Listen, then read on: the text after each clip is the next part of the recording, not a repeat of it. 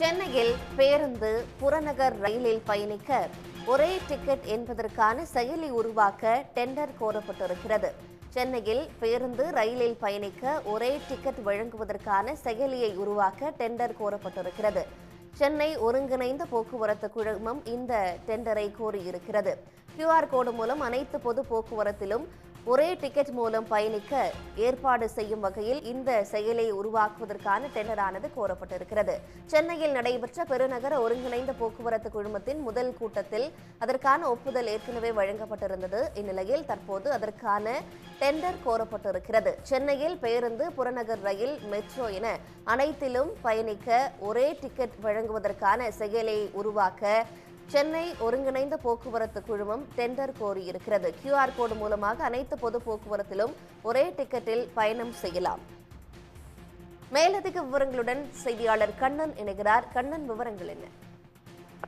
சென்னை ஒருங்கிணைந்த போக்குவரத்து குழுமமானது சென்னை முழுவதும் ஒரே டிக்கெட்டில் பயணம் செய்வதற்கான ஒரு செயலியை உருவாக்க டெண்டர் கோரியுள்ளது.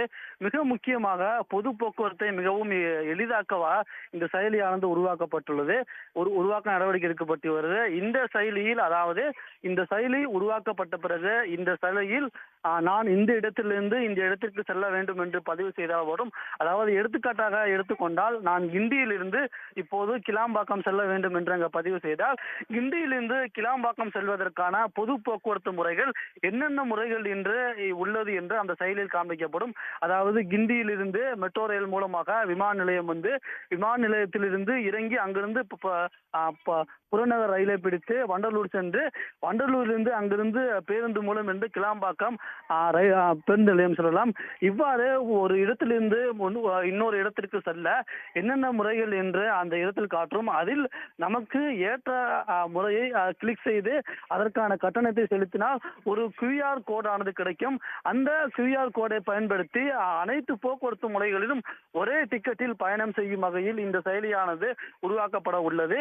இந்த செயலியை உருவாக்குவதற்கான பணியை தற்போது சென்னை ஒருங்கிணைந்த பெருநகர வளர்ச்சி குழுமமானது தொடங்கியுள்ளது. அதற்கான டெண்டர் ஆனது கோரப்பட்டுள்ளது.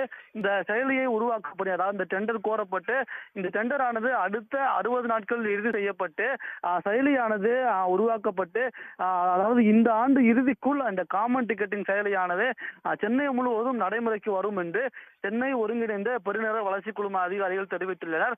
இந்த செயலியானது நடைமுறைக்கு வந்த பிறகு சென்னை முழுவதும் பொது போக்குவரத்தில் பயணம் செய்வது மிகவும் எளிதாக மாறும் என்றும் சென்னை பெருநகர ஒருங்கிணைந்த வளர்ச்சி குழும அதிகாரிகள் தெரிவித்துள்ளனர். நன்றி கண்ணன், விவரங்களை வழங்கியமைக்கு. உடனுக்குடன் செய்திகளை தெரிந்து கொள்ள சன் நியூஸ் பெல் ஐகானை கிளிக் பண்ணுங்க.